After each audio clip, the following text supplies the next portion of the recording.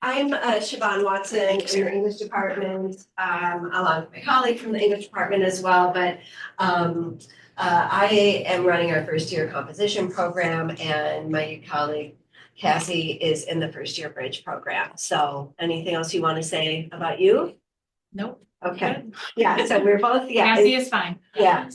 Okay. Yeah. So today we want to talk about meeting the challenges of today's college readers with AI in that realm. Okay, go on. Oh, Nina. Try the mouse. That's been working better. There we go. Okay, so just really briefly, we're going to put through a lot of information, try and have an application at the session, but we just want to talk about research on reading, give you more context for the challenges that students are facing, talk with you about our project, and give you some strategies that you can use. We're not going to share out about this, but Cassie and I would like you, as we go through the material today, to think about what is it that you expect students to be able to do as readers when they come to your class? Or in your class too. Yeah, and in your class, right, absolutely. So that's really the underlying question that we complicate. Okay, so some research on reading.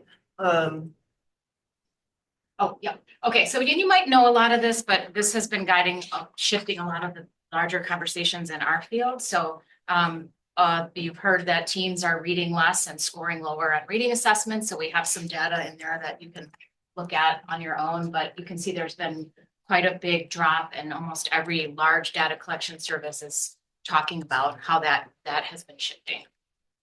All that because you know what we're worried about. Yeah. But we also wanted to point out that this is not just true of teens, it's everybody. So we like to share that with our students a lot. Adults are not reading as much either. So we have some stats on that, but fewer of 50% of adults read any book in the previous 12 months. So just so we're not always talking about how young people aren't reading, but that adults are reading as well. Failing. Okay. And then just a few of the challenges that we're facing, not just in our field, but everywhere else to have this conversation. A lot of this comes from the elimination of developmental education across the country, that there are very few standalone reading courses in general now. So without developmental education, warts and all, students have lost a lot of support and a lot of kind of reading support that a lot of us have sort of assumed they had before coming to college and in college. So there's now integrated reading and writing course design, but which works really well when it works really well, but is often designed by people that don't have the background in reading pedagogy, which is part of, sorry, a little bit lower, but the devaluing of post-secondary reading as a professional field. We're not seeing that a lot in our graduate programs. There are very few people that we were trying to work with who have this background and expertise. So we have a lot of students coming right into first year writing who've been accelerated, but first year writing has not changed. So it's the same course, but students don't have the support that they need or any of that kind of expertise that they've relied on in the past. And just to, make a finer point on that, the UW systems made exactly these moves in about 2009. So they mandated that there couldn't be no remedial education on campuses. And so you can tell campuses to do that, but then you just move remedial students into mainstream courses and they struggle. So, I mean, in some sense, it's window dressing, and we can say, oh, we don't have any remedial classes, we don't offer any developmental education, but then those students are still going into math and English with the same struggles. And so it's just important to know that this is a national trend, but I mean, Wisconsin is right there, and what happened to the two-year colleges is a big part of the devaluing of two-year education and developmental education. And I don't think people understand how much expertise in developmental education we lost through this process. Okay, and then to tack on to that, we have such a lack of understanding of students' experiences, and Siobhan will talk about that a little bit more, but that in this digital age and dual credit, high school enrollment, all these literacy experiences that we don't understand, even those of us who study it all the time. So every semester when I'm working with student readers, I'm like, oh, I didn't know that. they kind of dazzle me with what they are very experienced with reading and what they're not very experienced with reading. So just the overall theme of increased and continually changing use of technologies for reading and learning. Very difficult for us to keep up with, to study for our field, the research, the scholarship, all of that. So we're still grappling with that as we try to address those questions. Yeah. And I think this, and then the next slide, I think one of the big themes that we would like to convey is that people assume that reading is easier today because they have a lot of assistance, and it's not the case. Reading is much, much, much harder. And for so many reasons, a lot because of this context, and so, just an ever evolving, environment in which students are having to do these tasks. And we can talk more about that, but one is AI. So this is the title of this 2024 Substack by Mark Watkins. He's a writing specialist in our field, and he's done some work on reading. And you can, we'll share this out and you can check that out if you want. But AI reading assistants are ubiquitous. They're embedded, they're add-on tools, they're free. You can pay for them. They're in Adobe. You can upload anything. And, and it'll give you summaries, outlines, highlights, text levelers. So you can say, tell me what this means at a 5th grade level. So you can put in a dissertation and it can level it to whatever the person wants. And, like if I were reading, a chemistry article, I would want it text leveled, to like a average person with a degree. And then there's a lot of what they call coaching. This is all in the guise and under getting ahead, being efficient. This is how it's very aggressively marketed to students in a way that we don't see and I don't think we understand. And it's marketed to students through influencers and on social media that this is what you should do if you want to be a good student today. You need to take advantage of these tools. It's about managing workload, work faster, not harder, all of that. And so that you have to understand that they are under a constant onslaught of suggestions that this is the better way to be a student today. And so then we know also that there's a lot of impact on cognitive offloading. And so what we have been really worried about is our field of writing studies has, for good reason, focused very much on the effects of writing and AI, and no one is talking about the way that AI is eroding reading skills. I personally, even though I'm a writing specialist, am more concerned about the erosion of reading skills than writing skills. So they talk about the lure of frictionless reading, meaning that people become accustomed to or very much want a reading experience where they don't have to struggle, they don't have to stop, they don't have to go back and reread, they don't have to work really, really, really hard at reading it. And then something that, if we know from our field and also just from the study that we did, and a really important point for you is, okay, someone else, it's okay, I can. Okay, here we go. Is that students don't come to you either as ready to go writers ever, and they don't come to you as ready to go readers. People continue to develop as writers over the course of college. You have to understand that. It's not like they learned writing in 8th grade or 11th grade or 12th grade or in first year composition, and then they're ready to go. You present them with, new, rich, complex, interesting, unfamiliar writing situations that they need to learn how to navigate. Same with reading. So we have developed this concept of the Gen Z reader. And what we mean by that is that there's a distinct information and technological environment that a very recent generation of people have experienced before adulthood or college in a way that we have not. Okay? And this information landscape is characterized by speed, by volume, and by circulation. So it's even not about clicks and likes anymore. It's about an attention economy where they're not being followed by clicks and likes. There are real, external, constant attacks, demands on their attention.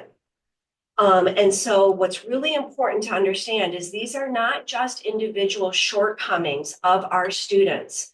They are interacting with reading and being asked to interact with reading in ways that is totally different than how we learned to read and experience the reading universe.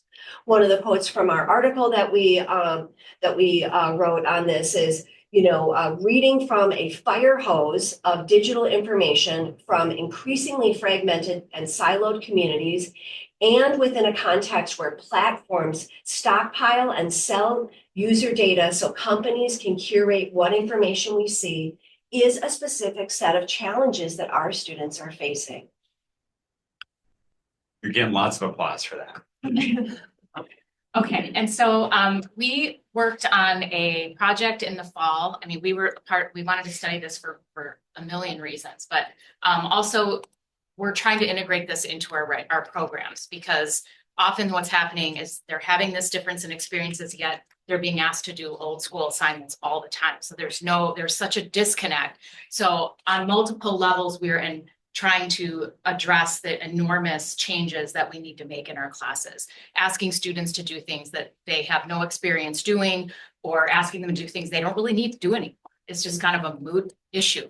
They shouldn't be learning how to do that.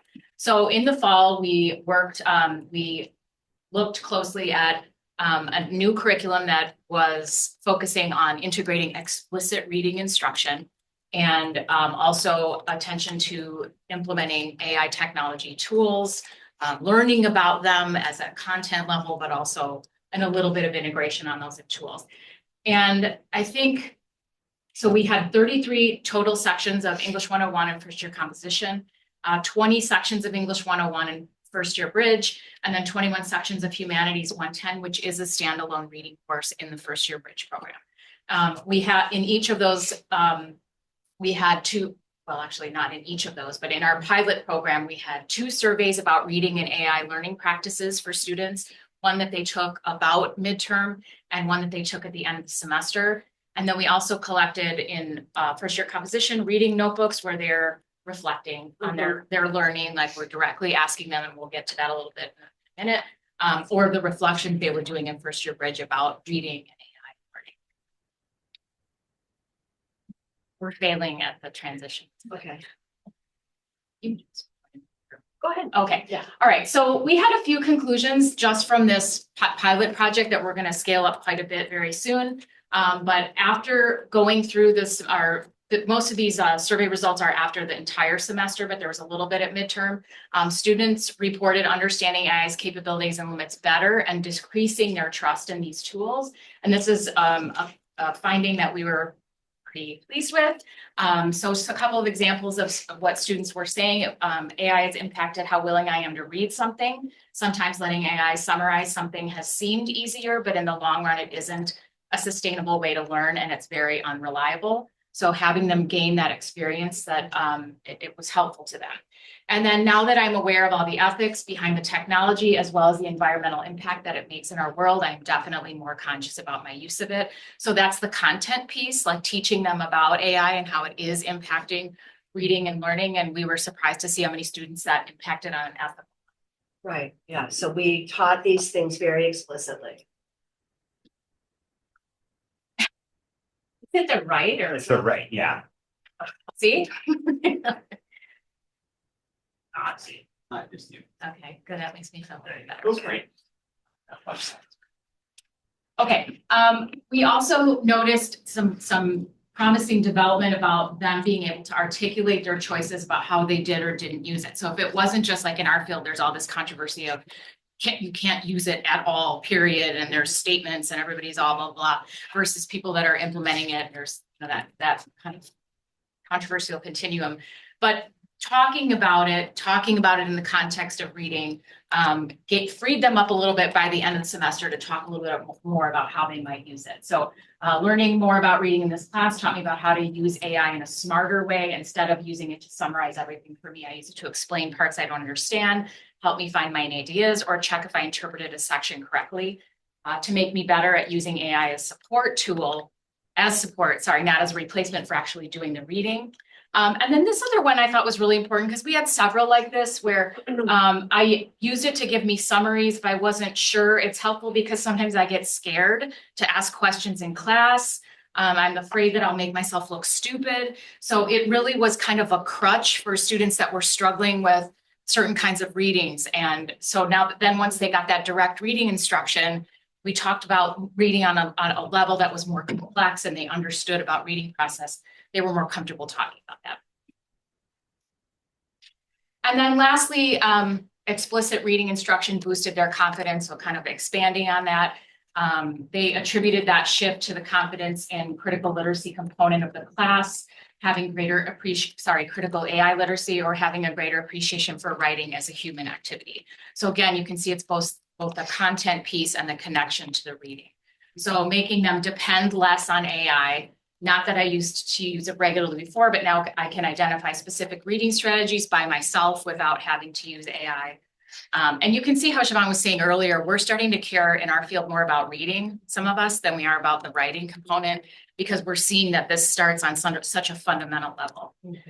And then lastly, learning about generative AI has helped me use it as a support tool instead of relying on it to do the work for me. Now I use AI to break down confusing parts of a reading, check my understanding, and get quick explanations. But I still read the text myself. It has made me more confident with difficult readings because I know I have a tool to help me understand, not replace my own thinking. Okay, so what we did in first year bridge and first year composition, specifically in terms of a curriculum, so we had a dual focus in these courses. One was critical AI literacy, and the other was reading. And that was both explicit strategies and practice, reflection on that, but also reading about reading. So, and we used the Gen Z reader just for us as teachers, but it really it came out to students too, that they came to understand that they are working within a framework, an environment that is really different in kind than generations before them. So when we say read about reading, it was very helpful to students not to just say, oh, here's how to annotate, or here's how to skim, or here's how to, do these things.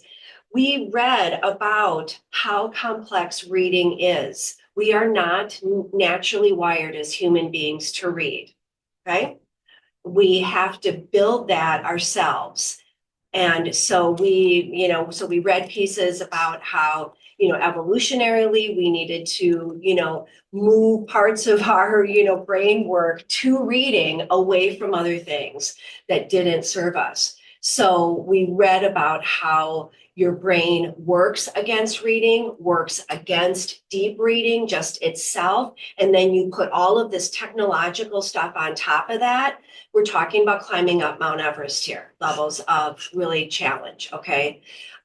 So that was really interesting to students, and it gave them language to talk about reading, language to talk about what's frustrating, and it also helped them, they feel that we all tell them that they're illiterate and they can't read. They're getting that message loud and clear. So don't worry about that. They know the studies and they're getting the message, but it made them feel like it's not their own personal failing, that they are working within a difficult set of circumstances. We used our curriculum to mutually inform students and instructors, meaning that our instructors don't know about this like you all, so we had to teach them. So the curriculum both taught the instructors these things, which again was very informative for them as graduate students, very good at reading, to see it from another perspective that not everyone reads like they do. Well, and even experienced teachers, reading is the one area they think they know that they don't know. A lot of subjects, they're like, I don't know that. Like I gotta work, but like we would talk with instructors like, I know how to teach reading. I know what's happening. And that's the scariest thing, because there's no like, no, I don't know what I'm doing here. I'm not, this is something that is very different from my background and what I've experienced and everything else. So we still are, quite honestly, really thinking about how to help instructors take this journey with students as they're working. Right, and just to put a finer point on that, in English and humanities areas, reading really means close reading and textual interpretation. And so, yes, that is reading, that is a form of reading, but that's not the reading we're talking about. And you can't just go from 0 to 60 and start with those close readings, at the top. You've gotta surface these other things so that then you can get to that close reading and deep textual analysis, which is a lot of what we do in English and the humanities. The other really big thing that we did that was just phenomenally successful and enlightening for students and me and instructors alike was having them keep a reading notebook. And so we had them practice the strategies that we were teaching. We had them reflect on those practices. We had them, just constantly, think and do a lot of metacognitive work about what they were being asked to do as readers. We gave them language for how they could potentially be still struggling and or developing. And so this was a major component of the course. And this is also where they did a lot of thinking about, okay, what are the connections between what I'm learning in this class about critical AI literacy? And then we're also learning about reading, like how can I begin to make these connections and see how the one practice is shaping the other. So these were phenomenal. And then just real quickly, yeah, this will relate to what we're going to talk about in just a second. When we talk about, probably most of us didn't have any instruction on reading, but again, our experiences were a very specific kind of reading growing up, not what they have. So a lot of what we're working with students are these other two: determining the reading purpose and adapting reading strategies for different purposes. And as a teacher, it's been really humbling the last 5 to 10 years to be, why am I asking them to read that? Why am I doing that? What is the reason that I'm asking them to do that? So we're really pushing that they ask those questions. And if it's not clear in their assignments, they'll be asking the instructor, like, why am I doing this? Because it's very different to do it for taking a test, to do it for writing a paper, to do it for background and all these things. So we're really working with them in those reflections and everywhere else to figure that out, determine it before they even start. Right. So a key strategy that we teach in 101 is modulating their reading practices for a specific purpose. So, right, what is it that you are trying to do? Are you gaining background knowledge? Are you studying for a test? Are you getting ready? And that you should use different reading strategies for different purposes. When you talk with students about how they read, they will tell you largely that they read everything with either the same depth of intensity or the same lack of intensity. So I would describe most students' reading practices as just a line, like in the middle. So it doesn't matter if it's their chemistry textbook or their poem for English or their, article in sociology or what it is. They are approaching all of those texts, all of those purposes as similar and applying it with the one same tool. And what we're trying to teach them is that different genres and within different classes and different purposes require strategic skimming, require scanning, require going deep and slowing down and rereading, require all these other strategies that need to be consciously modified as you go. And the research is showing that they're very adept at figuring out that they don't have to read Absolutely. for most reading assignments. Yep. They don't need to do it. So if, as a teacher, we need to be thinking about what are the things I really need them to be reading, because they're going to figure out really quickly, I don't need to read that. I will do just fine with something else. Right. Okay. All right, strategies for working with college writers. You want to start us off? Oh, sure. Yeah. So some of these we've already kind of alluded to. So set clear reading expectations and purposes. This is something we are working with them to figure out immediately and right away. So again, figure that out in your own classes and situations, like why are you having them do this thing? And how does that shift how you have it in your class? Provide reading support. So this is something I talk a lot with instructors and in a lot of different ways. Siobhan was talking about genre information, references, but in our first year courses, reading guides. So when somebody or flippantly is like, I want to do this reading. This thing came out and it's so exciting. I'll be like, did you put the support in? Or do you have support for them to do that? And it kind of slows them down a little bit. Oh, I didn't do that yet. Me too. I have stuff in there I want to have in there, but I'm like, I didn't get to providing some kind of a reading guide or something to help them get ready to do that. So that helps me kind of ground myself as I get excited about something. Yeah. Can I say something about genre? Absolutely. So another really key point, which I alluded to briefly before, but just as more context for what students are experiencing, coming out of K-12, the reading has been geared to them. They read young adult literature. They read textbooks that are at their lexile level. And they are working very appropriately within a very small set of familiar and repeated genres. Textbook chapters, like those mini social science magazines, all these things are very geared towards them as developing young people. And then they go into college and it's a sea of genres, a sea of genres. They have no idea what these things are. The first strategy that we have to teach students is how do you figure out the genre that you're reading? And what makes this harder is it's all on the screen. At least back in the day, I could tell it was a book or I could tell it was a journal article because it was in paper. Now it just is all on the screen and the genre markers are even more difficult to find. So if you could say things like, this is describe it, the main features of this are da da da and da da da. And the reason I'm having you read this thing is it's the primary, genre in the field. And I want you to learn how to read this. Or this has critical background information for my lecture on Thursday.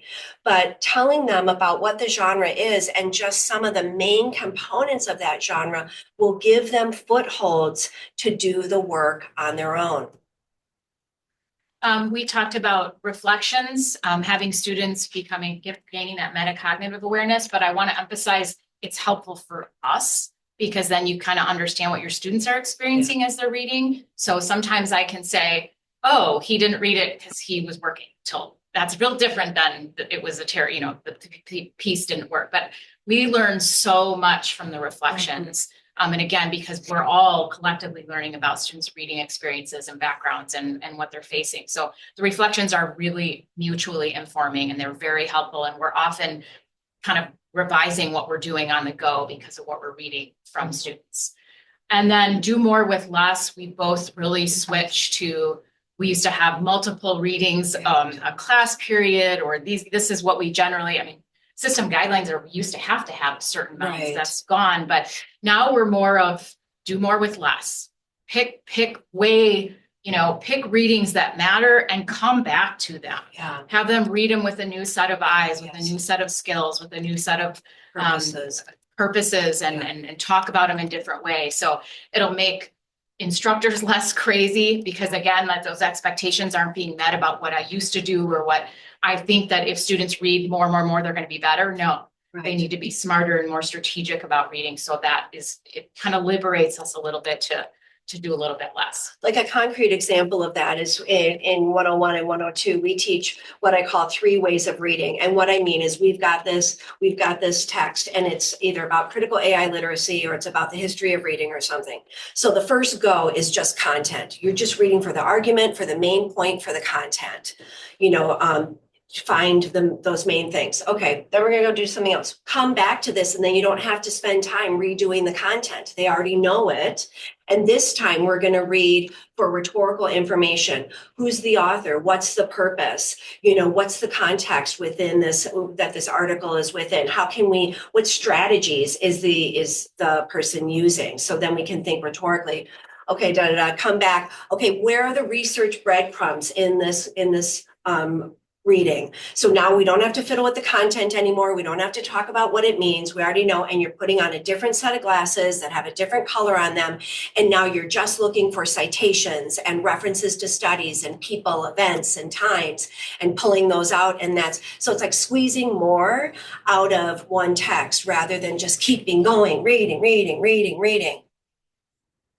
And I'm just going to jump ahead Yeah. because connecting to what Siobhan is talking about is teaching, annotating for specific purposes. Again, we might have thought, take notes, just take notes. It's a skill we all have, learn how to do it. And I often hear, instructors say that too. Do you teach them how to take notes? And I'm like, it's really, really complex, but you want to think again about your reading purpose. If you're talking about annotating, that should be very directly tied to what you're asking them to do. They don't know how to do that for your purpose. They need to see you model that and show, because otherwise, I don't know if you've ever looked at your notes from being a student. Yeah. Mine were ridiculous and stupid and they weren't helpful to me to this day. I even pull them out sometimes to show over highlighting things I would look at. So we didn't know how to do that. So that's spend a day on showing them ways they can annotate in ways that are helpful for the specific purposes you're asking them to do. Yeah, absolutely. Do you want to do the context one? Yeah, the context one is, so when you are assigning reading, when we assign readings, not only are we giving them a context, here's why we're reading it, and here's some support for it. I explicitly tell students, this is a tough reading. Okay, this is complex. It's in fully academic discourse. So you're going to need to use one or two of the strategies that we've talked about in the past couple of weeks. And I would say that you need to carve out about 2.5 hours to do it. So I give them a sense of how much time is this going to take? And if you really need to concentrate, I'll even say things like, I really think that you need to go someplace quiet, like reading in your dorm room is not going to be helpful for this. But other times it is this is really skimmable, and so it's just give them the sense that you're giving them different kinds of readings and they can engage with them in different ways. And they should. Okay, it's okay. Okay. We need strategies for we need strategies. Yeah, and... I'm really not this bad. This is not you. This is the tools. Thanks, Lane. I appreciate you saying that. Yeah. Okay, so the next thing that we were going to do, this Closer to the sheet. this ends at 9:50, correct? Yes. Oh, wait, to go back one. Yeah. Sorry. So do we have, we had two ideas with a little bit more time. One is that we were going to invite you to take 5 minutes to think about either a reading that students have really struggled with, or a class that is very reading intensive, something like that, and just think about maybe one of the strategies that you could use to implement. So while we're fiddling with the technology, maybe everyone could just take a couple of minutes to think about a reading task or a specific text or a class that is really reading intensive. And is there any one of these strategies that you would want to try to implement?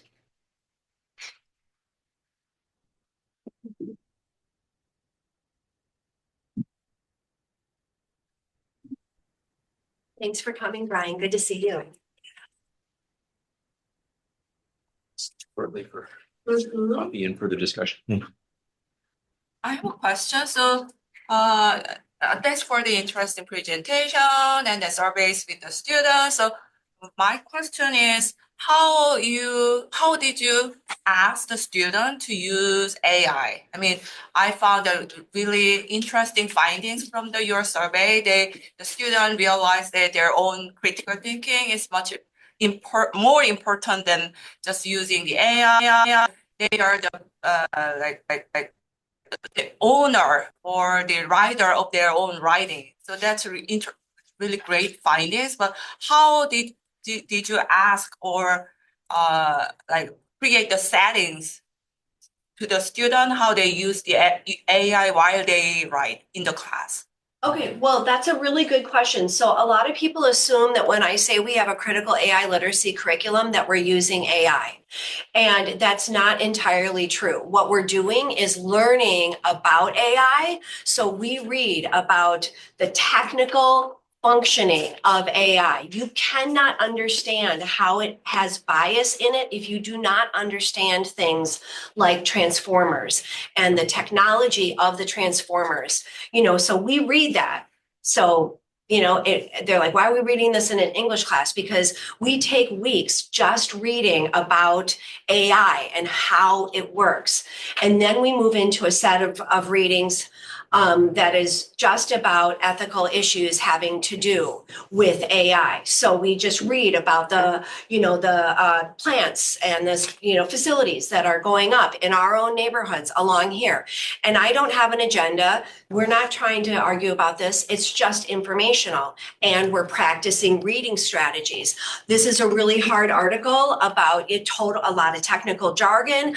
No one, I don't know what a transformer is. I got to lock in here and figure this out. So we preloaded that with strategies. Then read something hard, read something boring, read something technical, but this is critical to what we're doing in this class. You have to understand how this works.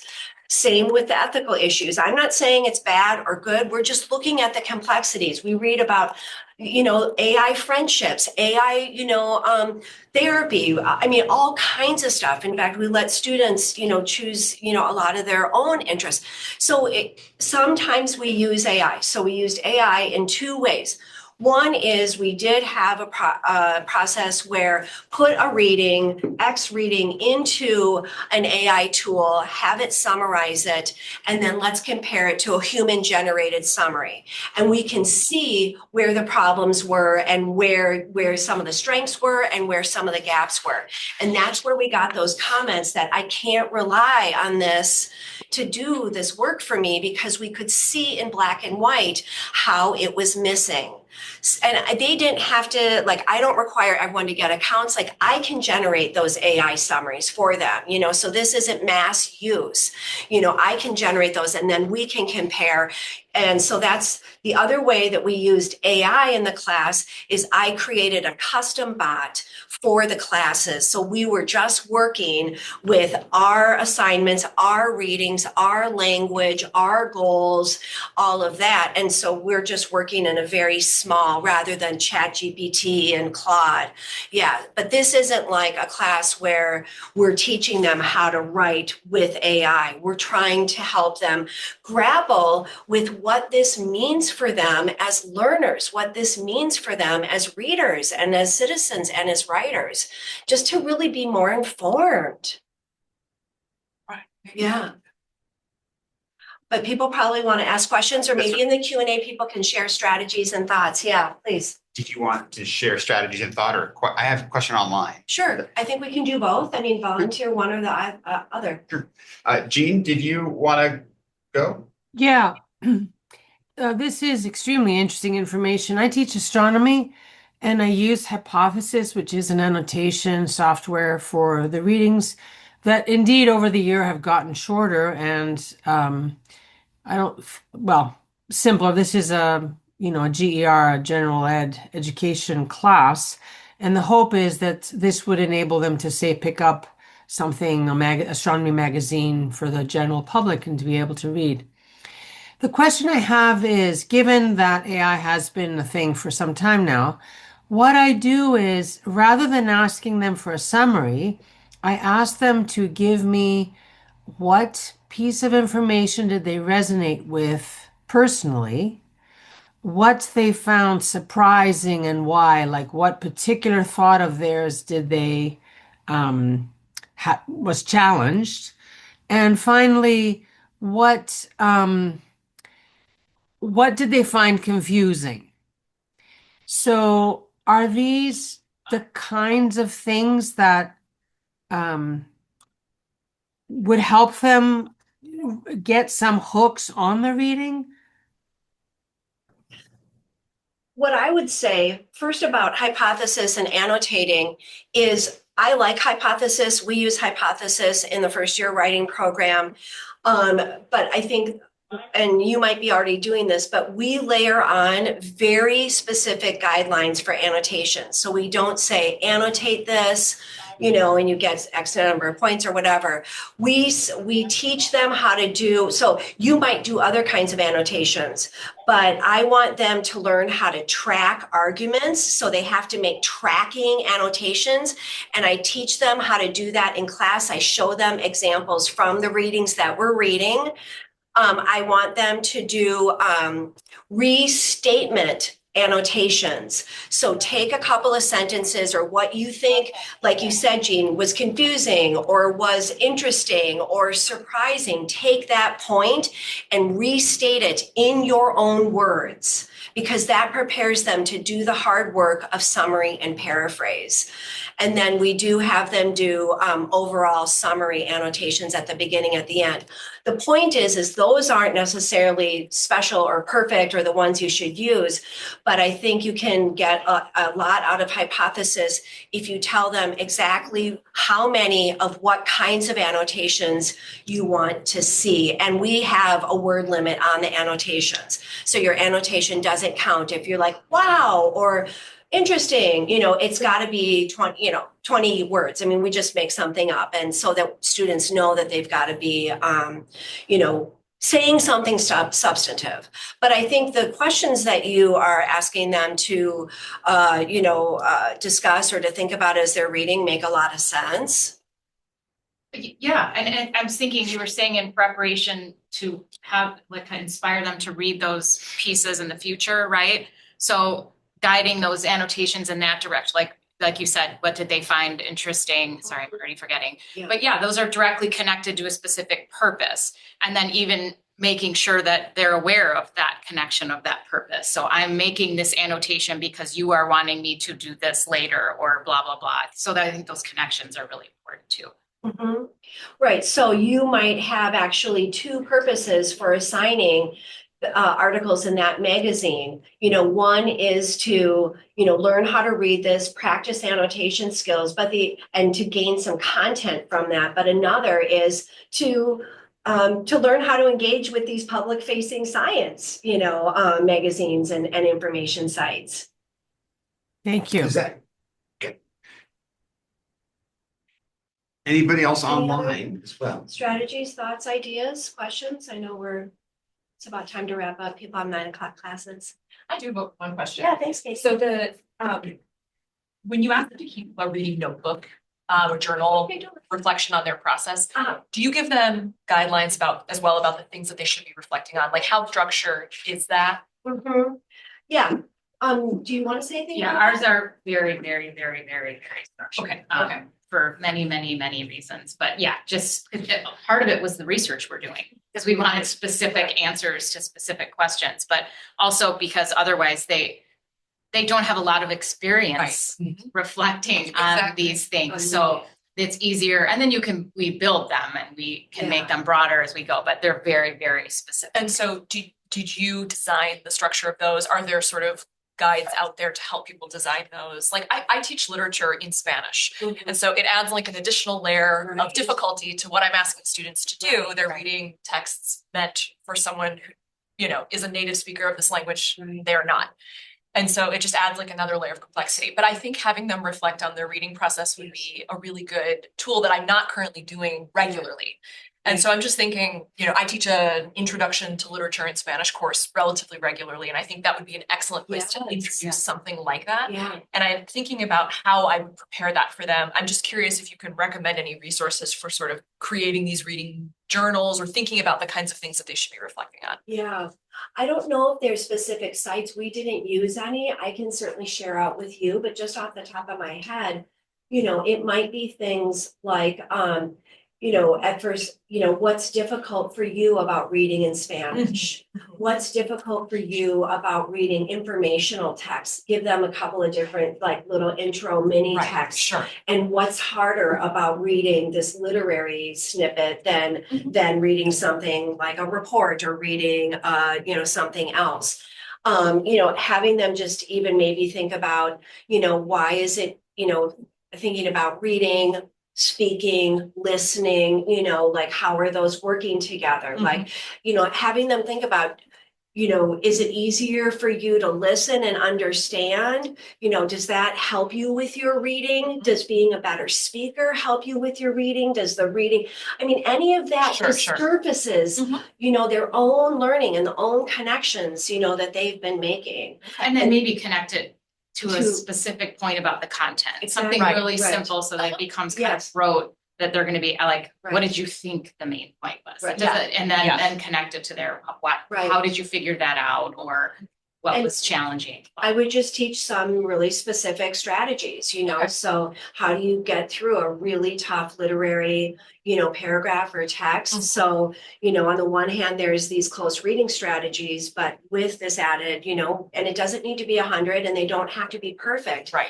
They have to be teachable by you Mhm. and practicable. And once you get them practicing on things, then get them reflecting on how that's working.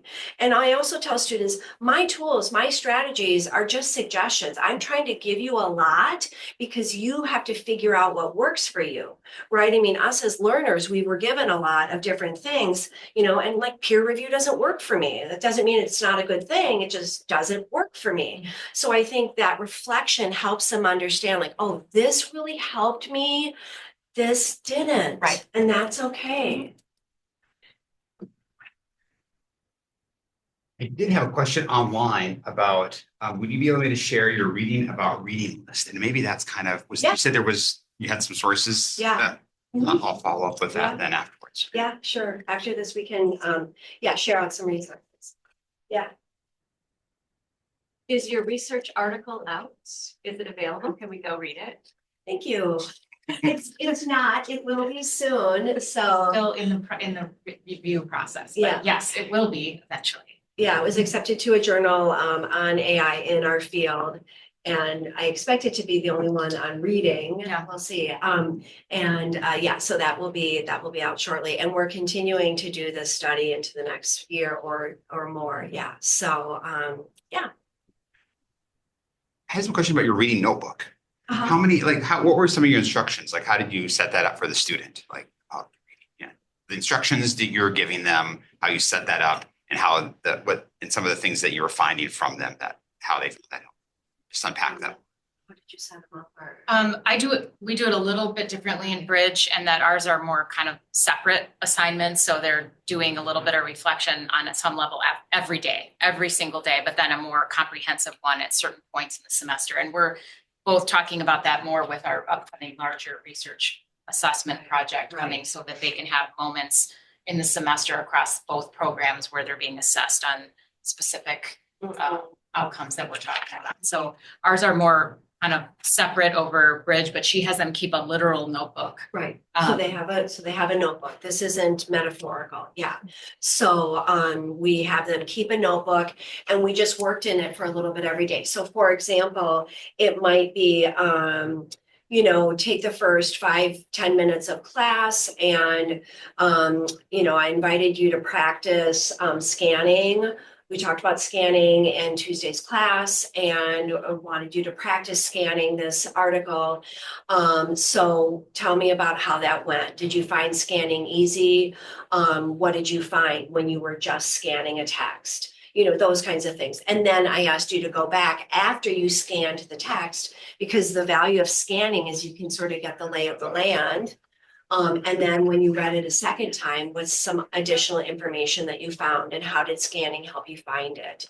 So it's those kinds of just questions. So they're, and kind of just every, or at the end of class, here we talk. What did you do? How did you do it? Yeah. And how might you apply it Yeah. in another context? Right, Kind and of a so lot that about level. application, right?